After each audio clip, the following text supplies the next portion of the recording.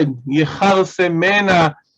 Too many consonants. Very good observation. It's definitely not the number of consonants that you would usually see in a Hebrew word. Okay, so let's read that verse again. It's now on screen, and talk about the verb יכרסמנה, which might be related to other verbs as well. So go ahead. יכרסמנה הזיר מיער וזיס שדי יירנה. Right, we've talked about Ziz Sadai, and I hope that everybody who wanted the paper got it. I did send it to people who asked for it. The verb יכרסמנה is, as you see, a bit of a unusual. Why is it unusual? It's not clear what are the consonants of the verb, the three root consonants. There is a personal suffix, third feminine singular, na. But in front, I don't know. Okay, let's try to understand what is not part of the root. And you said some of you addressed some of the letters that are not part of the root. This is a fairly significant 7 letters for a Hebrew word is quite long. It's not the longest word in the Bible. How many letters are there in the longest Hebrew words of the Bible? I forgot. You took that some time back. Anyone knows? Yeah, you took some time back. Yeah, I remember Emmanuel Tov. I think it was him that introduced the different numbers. Or was it? It's not what he usually does, but anyway, That must have been you. seven letters. The longest Hebrew words in the Hebrew Bible have 11 letters, I mean. But for a word in Hebrew, 7 is quite Big. quite impressive, quite big. Okay. Yeah. Yeah, other Semitic languages also have the same, because we have not learned any of them. Because Hebrew is like 3 or 2 root letters. So other Semitic languages also the same concept. Yeah, the concept of root letter or triliteral roots is something that is basically one of the characteristics of the Semitic languages. So essentially, we're talking about 3 letters. I think we've mentioned the fact that about 1,000 years ago, a little bit longer than that, there was still an ongoing debate among Jewish grammarians. Are there 3 letters in every root, or does it range from 1 to 5 or even more? But it was settled by Rabbi Yehuda Chayuj and others. And we're talking about a triliteral root, a root of 3 letters. This is Psalm 80, verse 14. Okay, Psalm 80, verse 14. Okay. Now, let me ask you, Ulrike, what is not part of the root? I guess the yod from the yiktol. Right. The yod of the yiktol. The hey.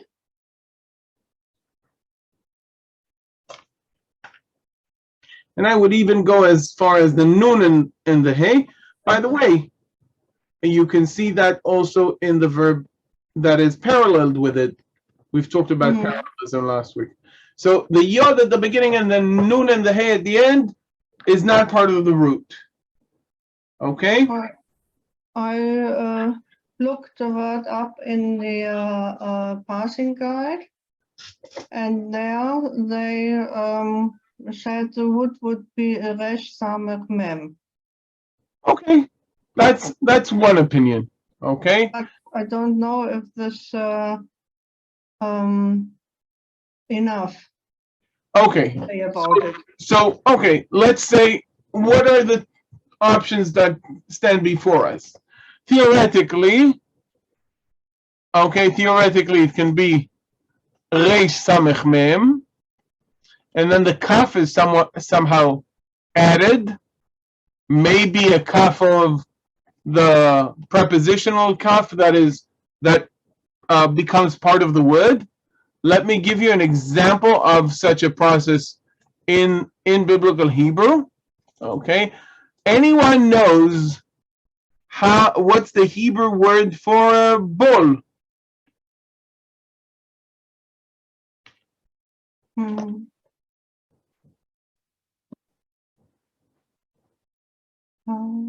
Look up modern Hebrew or whatever.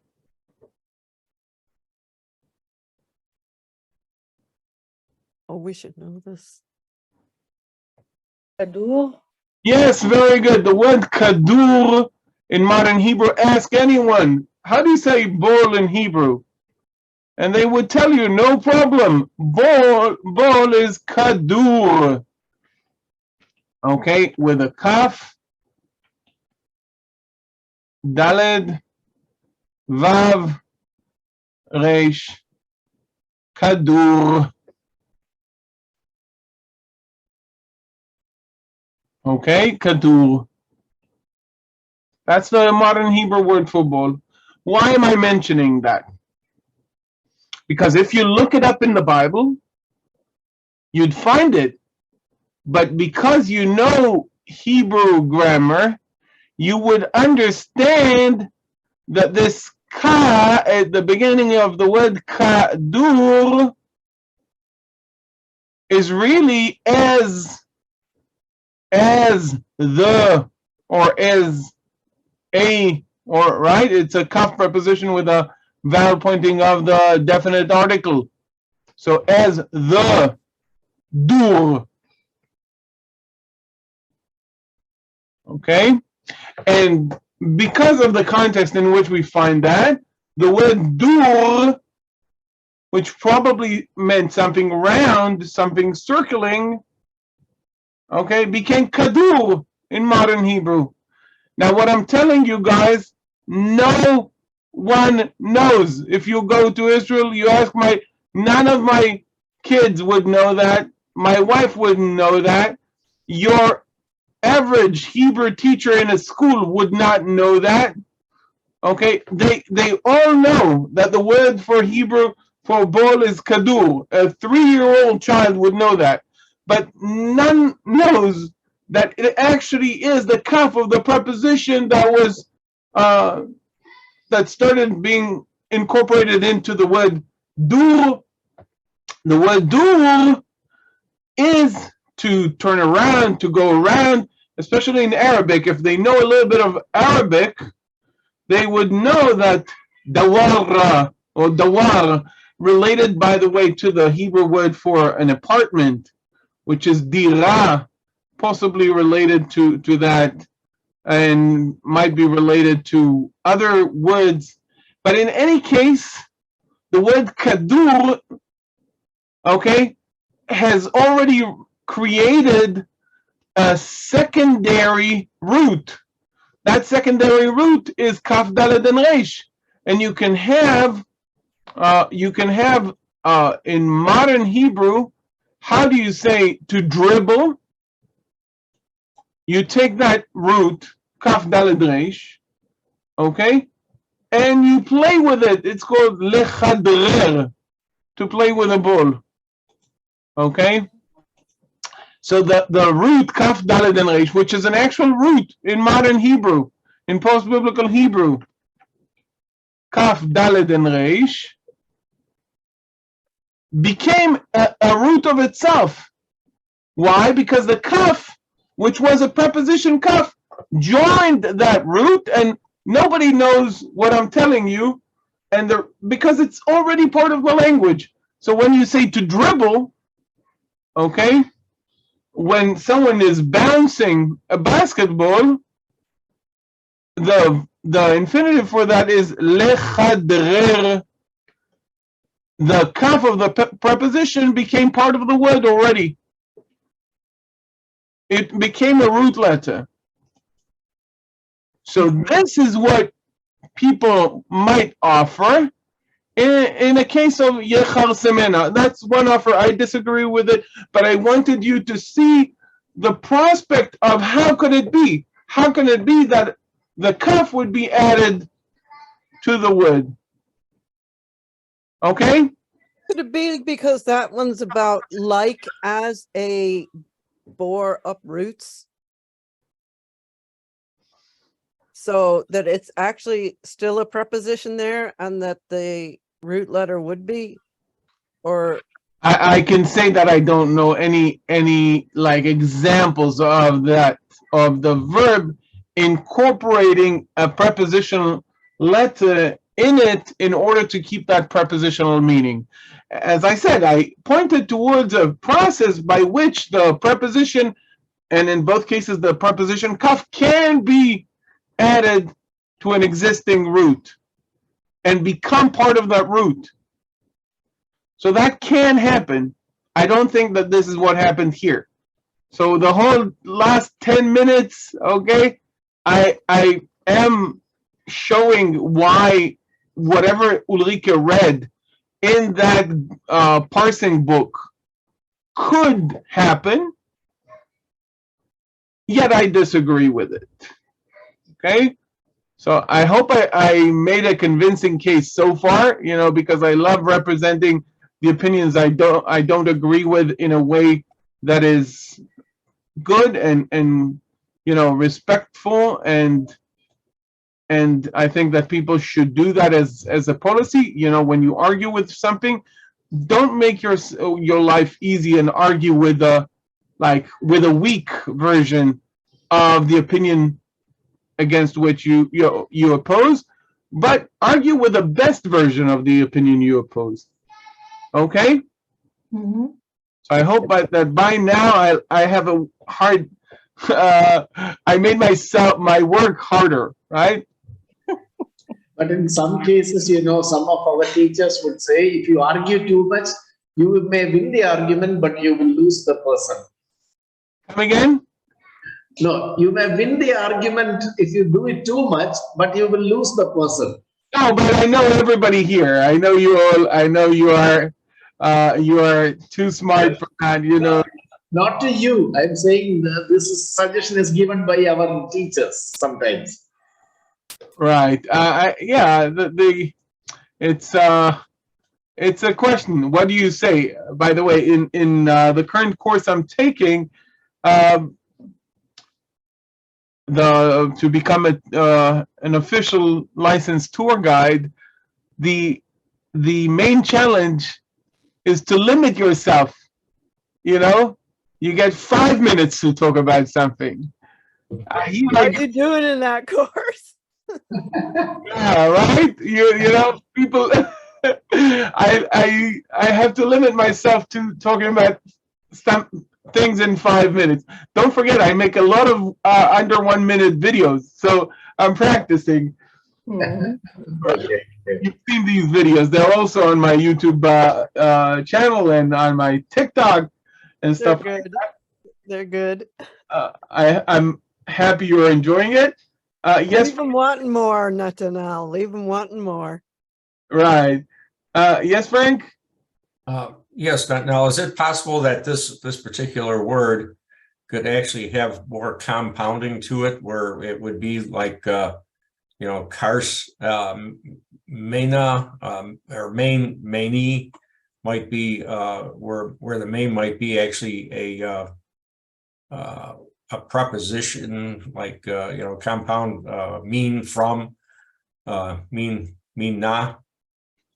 So, you know, Karsamina, you know, or actually Raisamina. Okay, so what Frank is suggesting, if I understand his suggestion accurately, that we may have like יכרסמנה, okay, which could theoretically, then you cover the 3 root letters, you get kaf, resh, and samech. Then mena is mina. Okay. Again, it could, but it takes a lot of assumptions to go on the road. Okay. Yeah, I'm not taking the kaf as part of the root. I would say that, the root might be a resh samech something. Oh, but if you are saying the root is resh samech and something, you can say that something is mem. That's the opinion that we've just suggested. Right. That kaf is added and the root is resh samech and mem. And Yeah, we suggested that happened. Yeah, so what I'm suggesting is two separate words kind of put together, where the root of one is resh samech and say, whatever, hey, a yod, something, and then the second one is actually Why I'll make your suggestion better. If you're already suggesting that the words were separated, the best separation would be here. Okay. Right? Because this would leave you with 3 root letters. Okay, and this would leave you with something that looks like the preposition min. Right. Maybe with a pronominal suffix mina from it. Again, not very common in Hebrew, more like Aramaic and so forth. Okay, very good. Yeah, but again, you would have to make a lot of assumptions here, especially due to the fact that you have the same prefix and suffix here, and they both refer to the same context. So you have to kind of bend over backwards and add a tzukara element and a split to get to where you are. There is a problem, and the problem is that you have one letter that is hard to explain within the word. But now, instead of making it simpler, I have to explain more things with your suggestions. I have a root that I don't know, that kaf, resh, and samech. I have to explain the splitting of these words. I have to explain the unusual vowel pointing, and I have to explain this unusual word at the end. So instead of having one problem, we have multiple problems. I'm not saying it is impossible. Yeah. I am saying it's impossible, but in kind of a convoluted way. If I have to judge it like yes or no, it's a no. But if I'm kind of doing it in a methodical way, showing you why I would define it in an academic way as highly unlikely, you can see why. Okay. Now that we've talked about what Ulrike read in the parsing book, and we've talked about the suggestion of Frank, let me share what I think happened here. Is that all right with you guys? Oh, please do. Yeah. Okay. So I don't think I'm not convinced by that suggestion of the grammar book. I have a simpler solution. Let's see my simpler solution, and it is based on a verse in Ezekiel. Okay, Ezekiel talks about the priests. Okay, he was a priest. You can see that a lot of there is a very strong influence of the priests. We've already mentioned Baruch, who was a priest. We've mentioned Ezra, who was a priest. Ezekiel was a priest. Jeremiah was a priest. Right? Lots of priests. Unfortunately, I'm not a priest. But my grandfather was a priest. My mother is a daughter of a priest, and when she would take pride in her genealogy, her father would say, "Oh, what do you have to be proud of? The only difference between a daughter of a priest and a daughter of a regular person is that if the daughter of a priest is unfaithful, she gets burned, and the daughter of a regular person gets stoned. So that's the joke.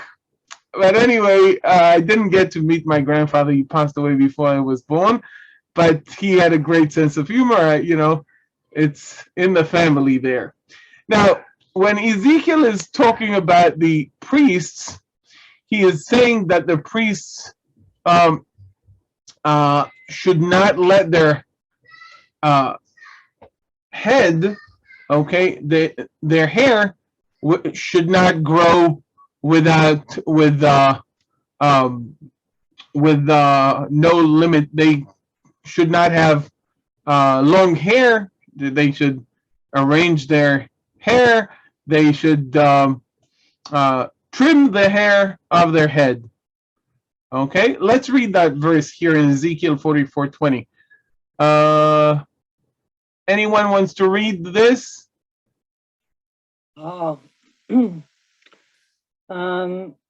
וראשם לו יגלהו ופרה לא ישלהו כסום יכרסמו את ראשיהם. Right. Do you see where I'm going with this? Yes? The second half, okay, let's translate this. Verosham lo yegalechu. On the one hand, they should not completely shave their head. Okay? Verosham, and their head, lo yegalechu. They shall not shave it. Okay? Ufera, on the other hand, they should not let it grow completely without any cutting. Okay? Not, you may see different translation, but it means basically they cannot grow their head, the hair of their head freely. Okay?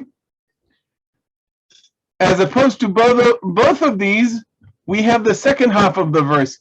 Kasam yichsemu et rashehem. They should. What is kasam yichsemu et rashehem?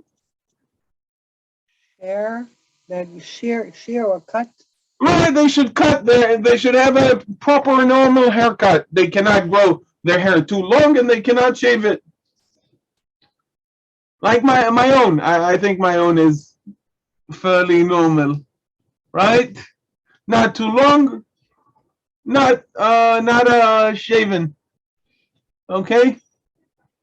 Fit for IDF or military purpose. Fit for military service or for service, generally speaking, right? So kasam yichsemu presents the root kaf samech and mem, and has to do with cutting.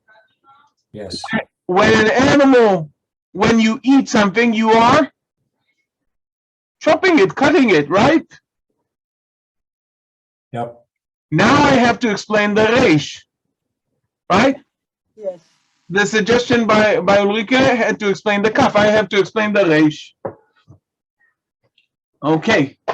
So, sometimes in Semitic languages, the reish is added or taken from words, and I'll give you another example exactly with similar consonants.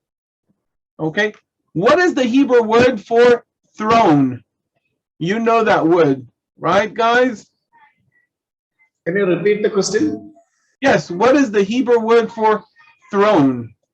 Like a throne of a king, a throne of a judge. Kiseh. Kiseh. Anyone knows what's the Aramaic word for it, or the Arabic word for that matter? I think that if you're thinking about it strongly, you can now guess what's the word, but I'll show you what's the word, because luckily we have in the Bible not just Hebrew but also Aramaic.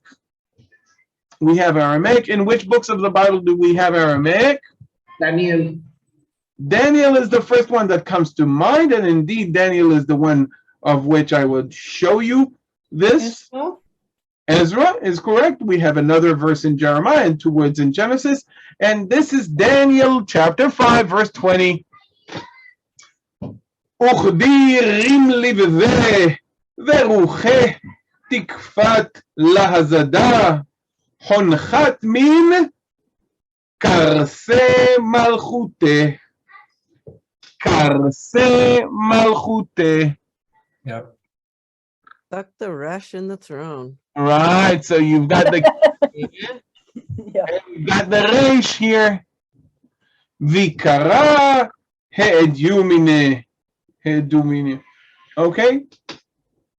So what I think happened with יכרסמנה, this is essentially an alternative or a biform or an alternative form of יכרסמנה.